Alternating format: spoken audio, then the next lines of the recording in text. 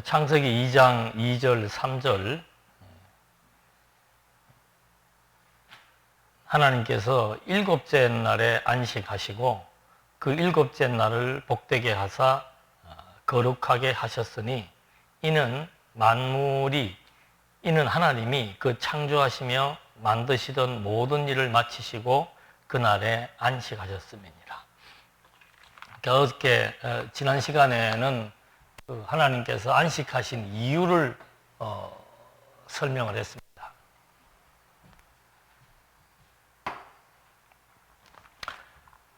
첫 번째가 안식에 대한 이유. 하나님은 왜 안식하셨는가? 이제 오늘 할 것이 뭔가 하면은 모든 하나님의 그 사역을 마치고 시점입니다. 그 마치고 안식했다라고 하는 그 의미가 뭘까? 그 마침에 대한 의미가 뭘까? 세 번째는 그 날을, 마친 날을 하나님이 복 주어서 거룩한 날로 이렇게 규정을 해줬습니다.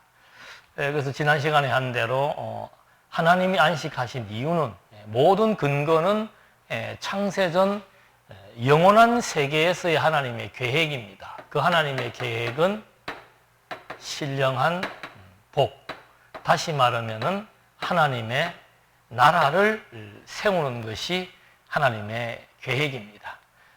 그래서 하나님께서 아담에게 이제 창조하시고 그 다음에 아담에게 나라 세워줄 것을 언약했습니다. 그 작업을 마치고 이제 하나님의 안식이 나타난 거죠.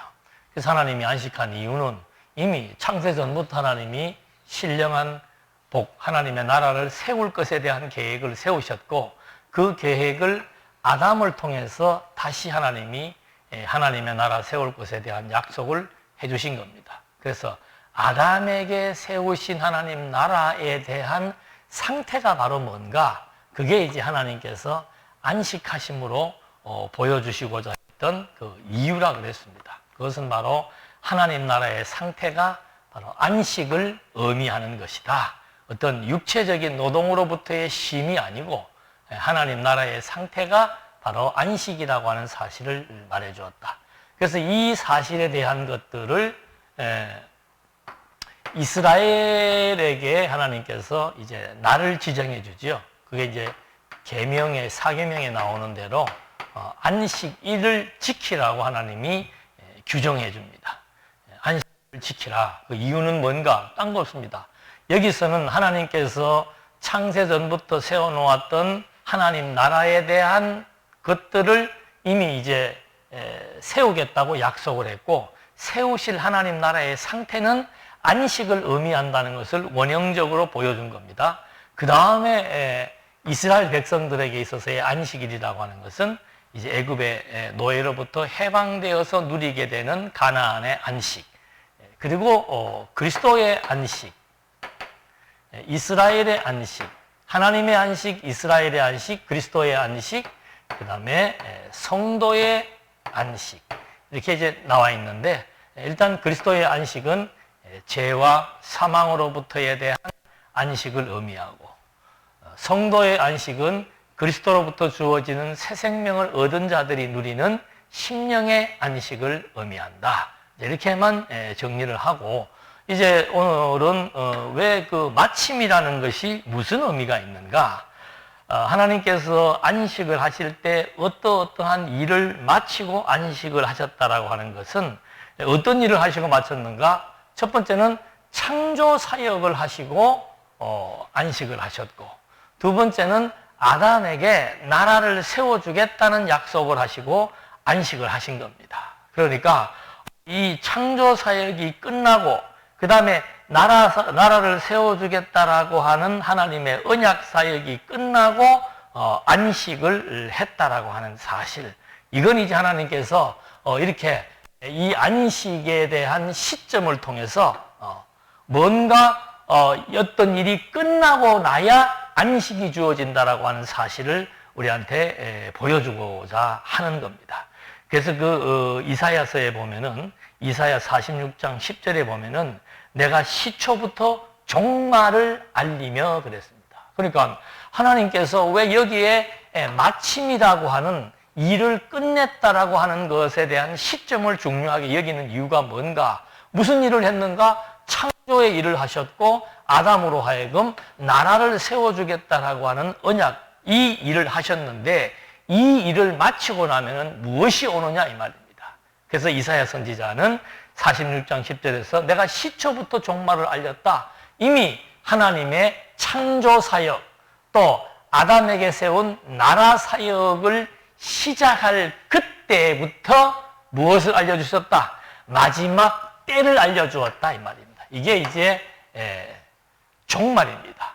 그러니까 창조 사역을 마치고 안식하신 이유는 창조라고 하는 것은 이미 이사야의 말을 빌리자면은 종말을 이미 품고 있는 의미다 이거죠.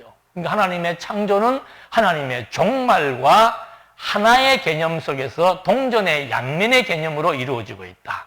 하나님이 아담에게 세운 언약은 반드시 성취될 것이라고 하는 개념을 가지고 있다. 그래서 창조가 끝날 때 무엇이 주어진다? 안식이 주어진다. 아담에게 세워준 하나님의 나라가 성취될 때 그때 안식이 주어진다. 이런 의미로서 이제 하나님은 창조하시면서 그 일을 마치고 했다라고 하는 것에 의미를 부여할 수 있습니다. 이것이 이제 모형적으로 이스라엘에게도 마찬가지예요. 이스라엘이 언제 안식을 누립니까?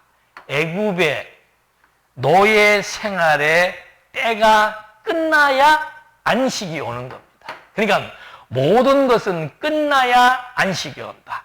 안식의 성격은 끝나야 온다.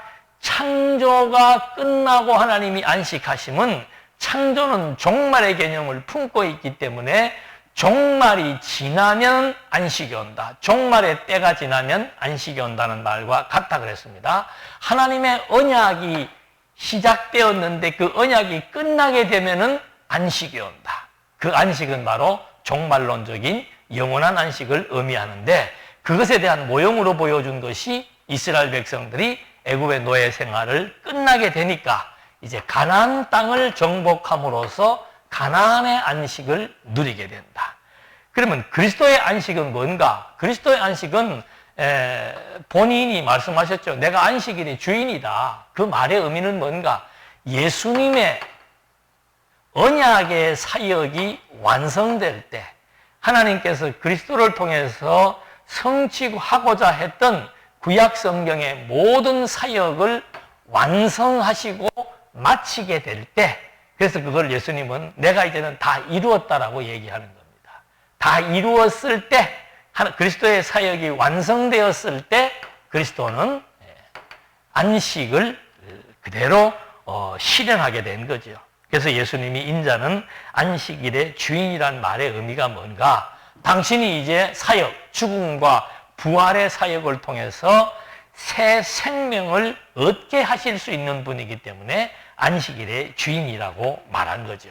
다시 한번 돌아가게 되면은 이제 성도들의 안식은 새 생명을 얻은 자들, 죄와 사망으로부터 벗어나서, 즉 죄와 사망의 저주를 벗어나서 그 다음에 의와 생명을 얻게 될 때, 그때가 이제 성도들의 안식이 시작되는 때지요.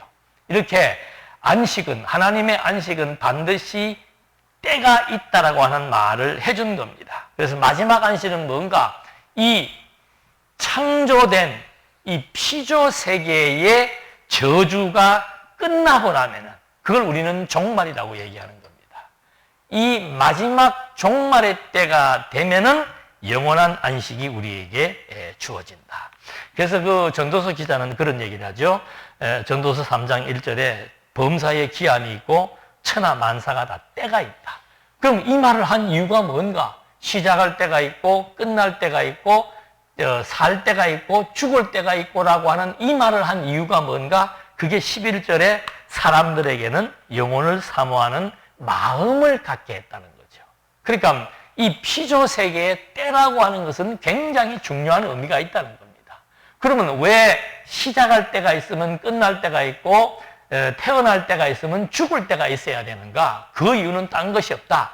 창조할 때가 있었으면은 종말의 때가 있다는 사실을 영혼을 사모하는 사람들에게 그 사실을 알게 하기 위한 것이다. 그래서 사도 바울은 이 피조세계, 이 모든 만물이 하나님에게로부터 나와서 하나님으로 말미암고 했을 때의 그 종착점이 있다는 거죠. 끝나는 시점이 있다 이 말입니다. 그 끝나는 시점에 어디로 돌아간다? 다시 주에게로 돌아간다. 그러니까 이 마지막 때, 창조의 때에 하나님이 창조의 때에 창조의 일을 마치실 때 안식했던 것처럼 피조세계의 종말의 사역을 마쳐야만 영원한 안식이 주어진다는 사실을 우리한테 확인시켜 주기 위한 그 때에 대한 마침에 대한 것들을 본절에서 강조하고 있습니다. 그 다음에 이렇게 하나님께서 당신이 먼저 안식을 하셔서 정말 하나님 나라의 상태, 아담에게 세워주겠다고 약속했던 그 나라의 상태는 안식이라는 것을 보여주었고, 두 번째는 거기에 시점을 중요하게 하겠다. 그 모든 일을 다 마치고 나서야만 안식을 하신 이유가 뭔가? 이것은 바로 창조와 종말의 관계 속에서 이 피조세계의 모든 사역이 마치게 되면은, 하나님의 언약이 완전히 다 성취되게 되면은 영원한 안식의 때가 온다는 사실을 알게 했다는 것을 확인해 봤습니다. 두 번째는 이 날을 하나님께서 제7일에 하나님이 안식을 했는데, 이 날을 거룩한 날이라고 하나님이 규정을 해준 거죠. 근데 왜 그 날을 거룩한 날이라고 규정을 해줬는가? 다른 것 없습니다. 요것을 여기에 적어놓은 이유가, 창조와 나라라고 하는 것을 적어놓은 이유가 바로 뭔가? 창조는 처음에 시점을 얘기했습니다. 두 번째는 왜 이 날, 창조를 마치신 날, 아담에게 나라를 세워주겠다고 약속한 날, 왜 그 날을 하나님은 거룩한 날이라고 했는가? 무슨 의미가 있길래? 하나님의 창조라고 하는 것은 하나님의 영광을 선포한 날입니다. 그러니까 창조주 그러면 우리가 엘로힘이라고 그러죠. 엘로힘이라고 하는 것은 능력을 의미하는 겁니다. 어떠한 작품을 내가 만들었다라고 했을 때 그 작가의 능력이 표현되는 것처럼, 지금 예를 들자면 유명한 건축가 가우디라고 하시는 분 이미 돌아가셨죠.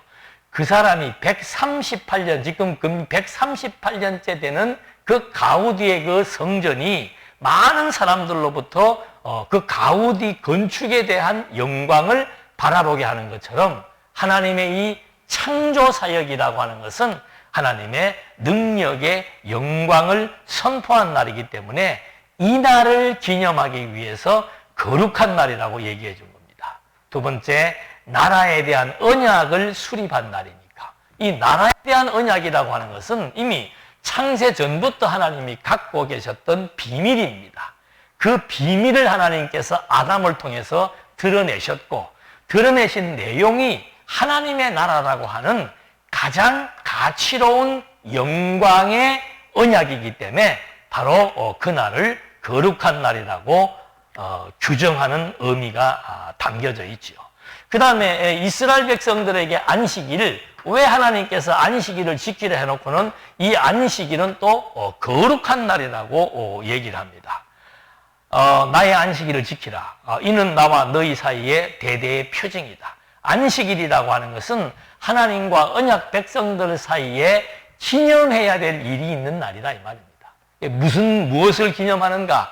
나는 너희를 거룩하게 하신 여호와인 줄 아니라. 즉 하나님께서 언약 백성들을 거룩하게 한 것을 기념하는 날이 안식일이라 이 말입니다. 이스라엘 백성들이 어떤 상태에 있다가, 노예 상태에 있다가 하나님의 백성으로 거듭난 그 사건을 대대의 표징이 되도록 기억나게 하기 위한 것이 이스라엘 백성들에게 주어진 안식일이다. 그래서 그 제7 안식일은 거룩한 날이다. 하나님이 거룩한 날이라고 선포한 이것은 창조를 통한 하나님의 능력의 영광, 그 언약의 가치를 통한 그 나라의 영광, 이것을 하나님께서 이제 중요하게 여기셔서 거룩한 날로 규정했다면은 이스라엘 백성들에게는 왜 안식일을 거룩한 날이라고 얘기해 주었는가? 죄와 사망, 노예의 안식에서 벗어나서 하나님의 백성으로 규정 인치심을 받은 그 날이기 때문에 거룩한 날, 그 날을 기념해서 하나님이 우리를 거룩한 백성 삼으신 날이라고 하는 의미가 담겨져 있는 겁니다. 그 다음에 그리스도가 내가 안식일의 주인이다. 이 말은 뭐 여러 가지 의미가 다 들어갈 수 있습니다만은 그리스도는 그 안식일의 주인이라고 하는 안식일을 가치롭게 여겼기 때문에 안식일의 주인이라고 하는 거예요.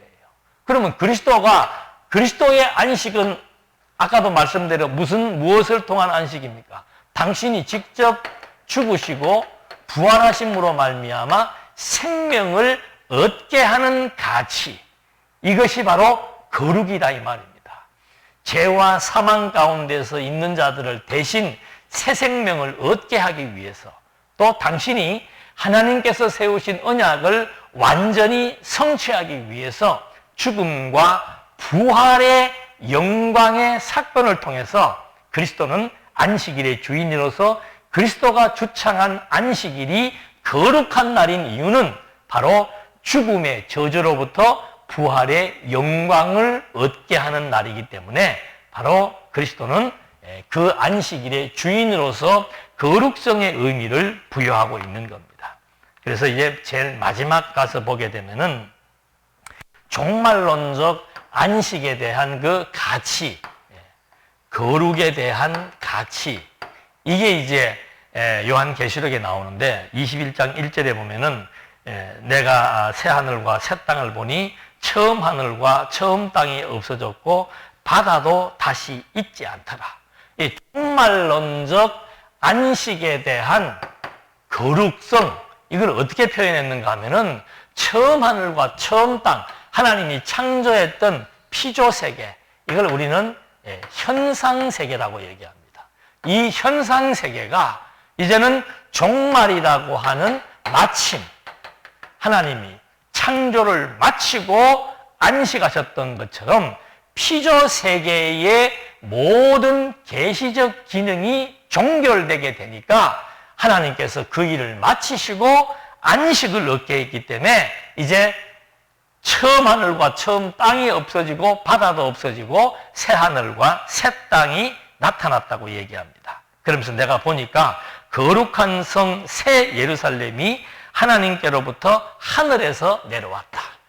이제 이 여기에서 누리는 안식이라고 하는 것은 뭔가 육체를 입고 저주의 세계에서 고통이 동반된 상태에서의 안식이 아니고 여기는 이제 모든 피조세계, 현상세계가 끝이 나고 그 다음에 새로운 세계가 열리면서 시작되는 영원한 안식을 의미한다. 그래서 하늘로부터 하나님께서 내려왔는데 그 안식은 하나님이 그들과 함께 계시리니 그들은 하나님의 백성이 되고 하나님은 친히 그들과 함께 계셔서 새로운 하나님 나라가 이제 강림했는데 그 새로운 하나님의 나라는 하나님으로부터 주어졌고 하나님이 하나님의 백성과 함께해서 그들의 눈물을 닦아주시니 다시는 사망이 없고 애통하는 것이나 곡하는 것이나 아픈 것이 다시 있지 아니하리니 이제는 처음 것들이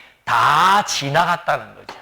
처음 보이는 세계에서 주어지는 그런 사망과 애통과 통곡과 아픔이 다 지나가고 여기서 누리게 되는 영원한 안식은 뭔가? 생명의 세계입니다.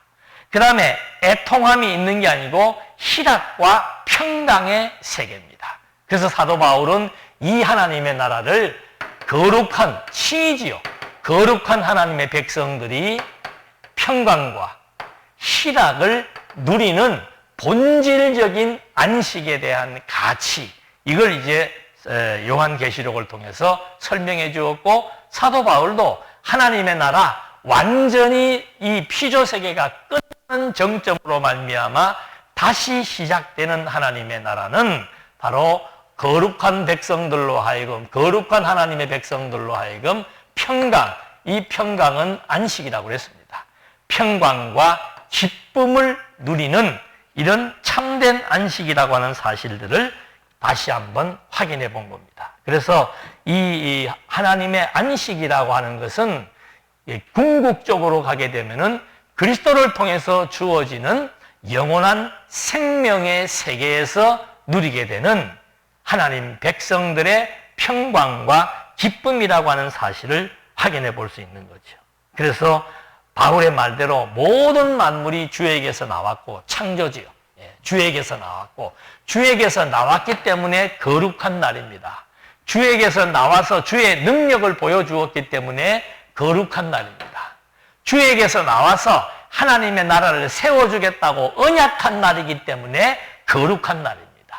그 모든 하나님의 그 거룩하고 참된 안식의 평화가 이제는 피조 세계 속에 나름의 애통과 고통과 슬픔이 동반된 가운데서 주어졌다면, 이제 그리스도를 통해서 주어지게 될 영원한 안식이라고 하는 것은 하나님 나라의 백성이 되어, 다시 말하면 그리스도로 말미암아 의롭다함을 얻고 거룩한 백성이 된 자들로 말미암아 영원한 평강, 애통과 고통과 슬픔이 없는 영원한 평강과 희락을 누리는 세계, 이 세계가 바로 하나님의 안식을 통해서 이스라엘을 통해서 모형적으로 보여주었고, 그리스도를 통해서 실체적으로 어떻게 죽음에서 부활하고, 그래서 죄와 사망 가운데 있던 자들에게 의와 생명을 얻게 해서 새 생명이 누리는 심령의 평화,